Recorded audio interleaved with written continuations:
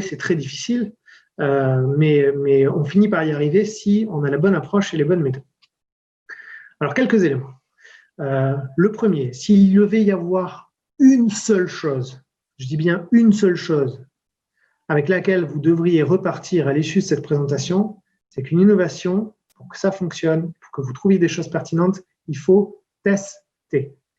Tester, tester, tester, retester et encore tester. Il faut ne jamais s'arrêter de tester. C'est extrêmement difficile de trouver des idées qui sont pertinentes et de trouver des idées qui satisfont toutes les contraintes qu'on a vues avant. On a vu qu'il fallait que ce soit nouveau, on a vu qu'il fallait que ce soit à la rencontre d'un marché, on a vu qu'il fallait que ça ait une utilité, une valeur certaine pour les gens. Trouver des situations, des produits, des services qui répondent à ces trois critères-là, c'est extrêmement difficile. Donc la seule manière qu'on a aujourd'hui, on n'a pas de machine magique à génération d'innovation. Donc la seule méthode qu'on a aujourd'hui, c'est une méthode qui passe par le test. Donc, de proposer des choses et d'aller les expérimenter au plus près de leur situation d'usage le plus vite possible et le plus souvent possible. Voilà. Donc, on va voir, des fois c'est difficile, mais c'est néanmoins la seule chose qui vous permettra de valider que vous avez des idées qui sont pertinentes et qui ont un potentiel. Alors pour tester, c'est un grand mot de tester. Il y a évidemment énormément de méthodes.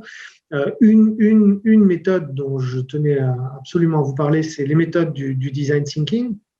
Le design thinking, donc c'est tout un ensemble c'est un gros mot qui recoupe tout un ensemble de méthodes qui viennent de méthodes utilisées en sociologie, notamment en Scandinavie dans les années 70-80, dans lesquelles effectivement on a commencé à se rendre compte que des idées extrêmement intéressantes pouvaient émerger par la rencontre de plusieurs métiers, plusieurs disciplines, de plusieurs intervenants qui avaient des objectifs différents. Donc, c'est ce qu'on a appelé plus tard les méthodes de conception participative. Donc, participatif, ça veut bien dire ce que ça veut dire. Ça veut dire qu'on fait participer les gens à la création, la co-conception, la co-imagination d'idées. Donc, il y a des méthodes aujourd'hui. Vous pouvez aller vous documenter sur tout ce qui existe derrière le design thinking. On va en reparler un petit peu après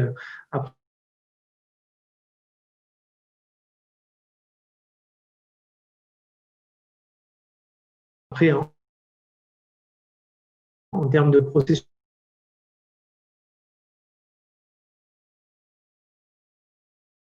en termes de concrètement essayer de se projeter de service pour qui vous allez le rendre et à quoi ça va servir et pourquoi c'est important pour les gens. Les méthodes d'idéation, vous avez Ideate, qui sont vraiment des méthodes de créativité classiques. Donc l'une des plus connues, c'est le brainstorming. Ce n'est pas forcément la plus efficace. Il en existe plein d'autres.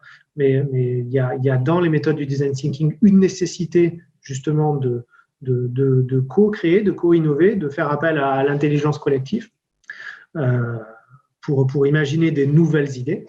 Le prototypage, c'est la concrétisation de ces idées. Quand on a eu des idées, on les sort de sa tête. On ne fait pas que les écrire, on les sort de sa tête et on les matérialise le plus possible. Alors là, en fonction de vos projets, il y a 1000 manières de matérialiser une idée. Évidemment, la chose la plus simple, c'est de prendre une petite feuille de papier et de dessiner.